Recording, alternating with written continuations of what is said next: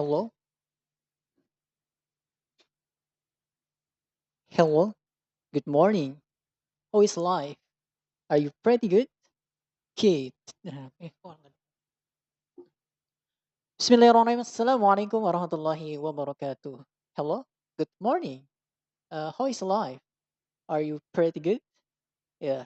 Today we are going to learn about tenses or tense. As we know, di dalam bahasa Indonesia kan untuk membedakan antara waktu sekarang, lampau, dan masa lalu, tidak ada perubahan bentuk kalimat, hanya diberi keterangan di ujung kalimatnya seperti saya pergi ke sekolah sekarang untuk yang sekarang. Sedangkan untuk masa lalu digunakan keterangan waktu masa lampau. Saya pergi ke sekolah kemarin.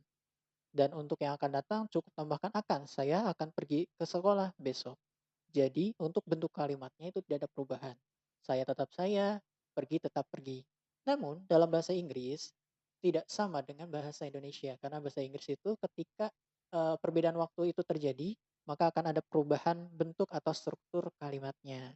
Dan di dalam bahasa Inggris itu terdapat tiga bentuk perubahan waktu. Yang pertama masa lampau atau yang dikenal dengan past tense, yang kemudian yang kedua masa sekarang atau yang sedang terjadi atau yang sering dikenal dengan istilah present tense, dan yang terakhir itu masa yang akan datang atau future tense. Nah, pada kesempatan hari ini kita akan belajar tentang satu dari bagian rumus-rumus tersebut ya. Kita akan belajar tentang simple present tense. Ya, seperti kita tahu ya, present itu sekarang, masa sekarang atau yang sedang terjadi saat ini juga. Nah, salah satu bentuk kalimatnya adalah untuk bentuk simple present tense, bentuk sederhananya. Oke, langsung saja ke rumus. Untuk simple present tense, formulanya yaitu subject, ya. Subject itu bisa nama orang, bisa nama tempat, bisa kata ganti ya, seperti I, you, they, we, she, he, it. Kemudian ditambahkan verb satu untuk I, you, they, dan we. Sedangkan untuk subjek she, he, dan it, setelah subjek ditambahkan verb plus s or es. Langsung aja kita contoh. Misalkan contoh, bapak saya membaca koran. Bapak saya membaca koran. Bapak saya, my father. My father. Kalau misalkan itu diganti dengan kata ganti kan dia jadinya he ya. Ingat ya, untuk she, he, dan it, maka verb satunya ditambahkan s or es. Maka kalau bentuk bahasa Inggris dari bapak saya membaca koran adalah my father membaca, bahasa Inggrisnya kan read, R-E-D, read, R-E-A-D atau read. Karena di sini bentuknya simple present, maka tambahkan s. Kenapa tambahkan s? Karena subjeknya adalah he, bapak saya, dia laki-laki. My father reads newspaper.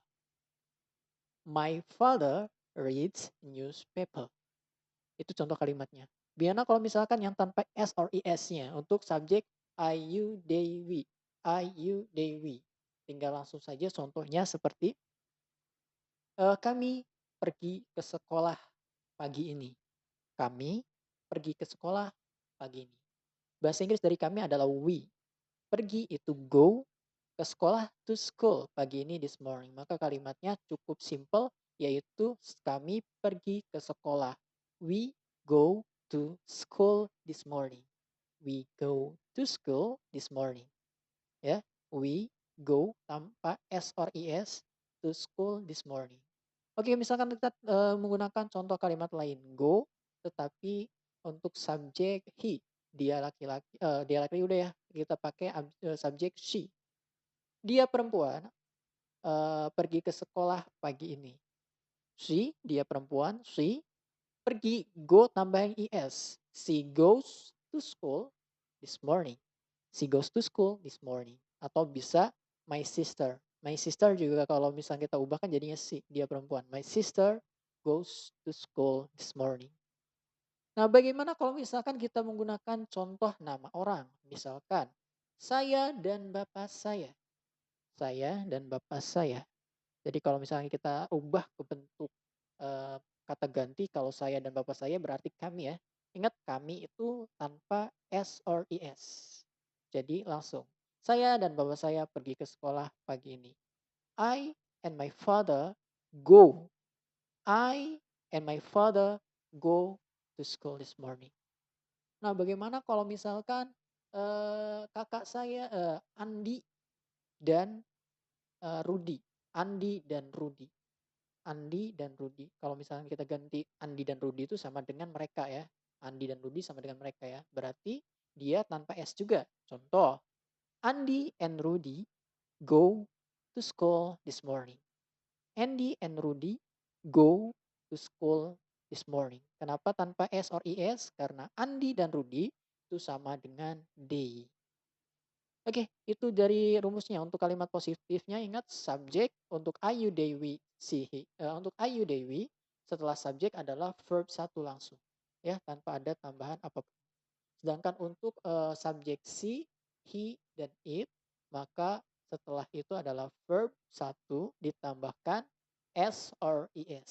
Seperti tadi ya, go jadi goes, teach jadi teaches, study jadi studies. Ya, untuk subjek she, he, dan it. Untuk kalimat negatifnya cukup tambahkan don't. Untuk subjek I, you, they, dan I, you, they, dan we. I, you, they, I, you, they, we. Kita tambahkan kata don't. Sedangkan untuk she, he, it, tambahkan doesn't. Contoh kalimat. Saya tidak pergi ke sekolah. I don't go to school. I don't go to school. Ya, tinggal tambahkan don't setelah subjek. Kami tidak pergi ke sekolah. We don't go to school.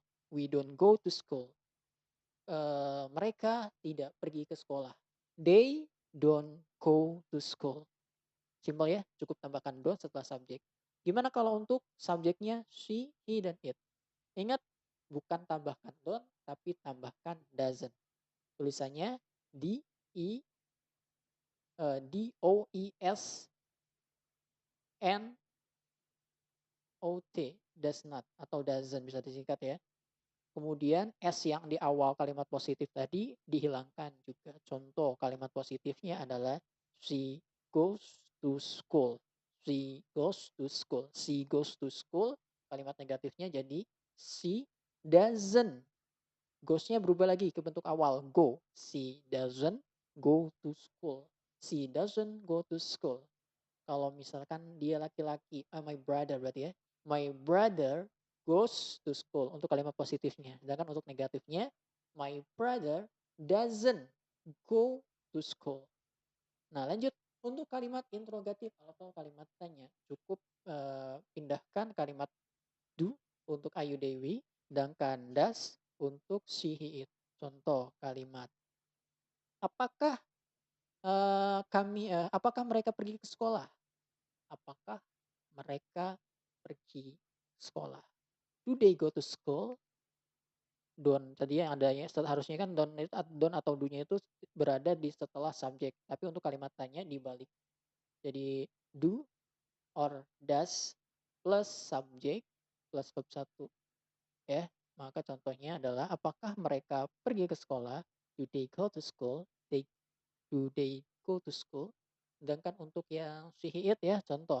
Apakah kakak saya pergi ke sekolah? Does my brother go to school? Does my brother go to school? Bedanya ya tadi ya. Does-nya do-nya tadi diganti sama does karena untuk she, he, it. Apakah dia perempuan pergi ke sekolah? Does she go to school?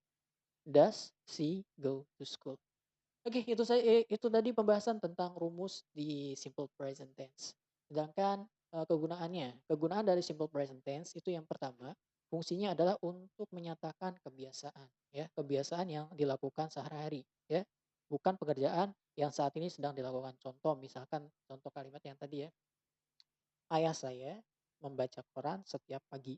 Kebiasaan kan? Maka kalimatnya bisa menggunakan kalimat simple present tense. Karena salah satu fungsi dari simple present tense adalah untuk menyatakan sebuah kebiasaan.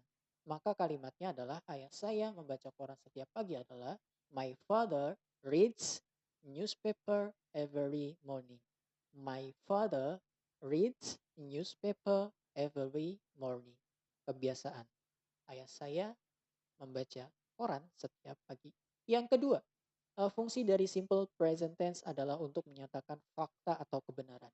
Fakta atau kebenaran. Misalkan, matahari terbit dari barat. Matahari terbit dari barat. Matahari itu kalau misalkan kita ubah ke bentuk kata ganti maka dia it ya, karena dia benda ya, bukan orang. It. Berarti kalau he it maka setelah verb satu ditambahkan s or es. Matahari terbit dari barat. The sun rises from the west.